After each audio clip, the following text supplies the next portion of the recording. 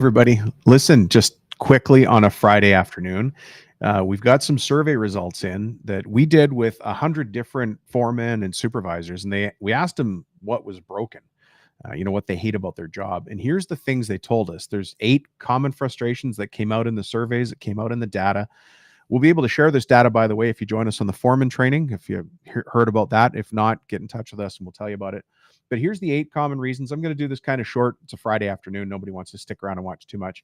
But here they are in order that we wrote them in our notes. So not order of importance, but the order that we wrote them in our notes. First, there's no support from upper management. That might mean you as the owner of the company. Number 2, poor communication, like bad communication from you to them and very bad communication from them to their crew. Now, that's a fixable thing, but it's something that they certainly get frustrated about. Number 3 is interesting. We heard this one a lot.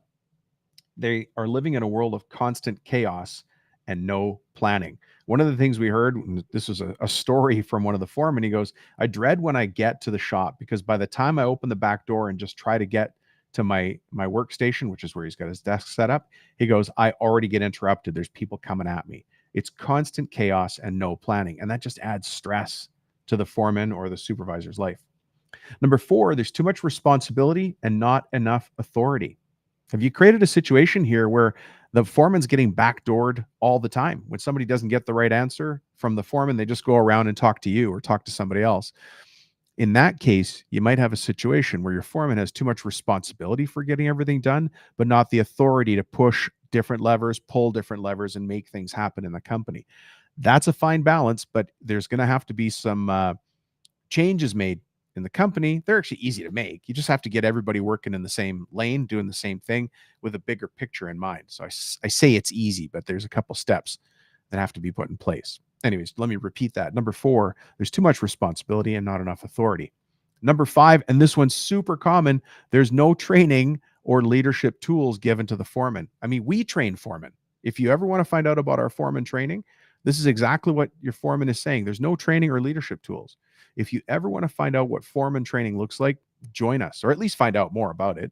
If you just want information, text me. My number's 315-903-7853 and just say foreman training and we'll send you the info. Number 6 is feeling trapped or burned out. Now, this one's interesting. You're like, well, why would they feel trapped? We've given them, a place to move inside the company. How can they feel trapped here?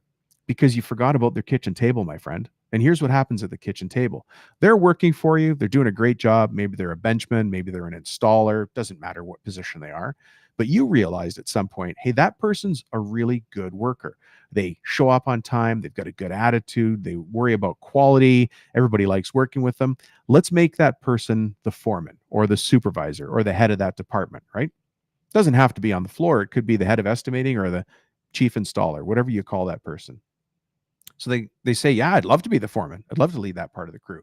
They go home that night and sitting at the kitchen table, they tell their wife, their spouse, hey, I got a promotion and I got a raise.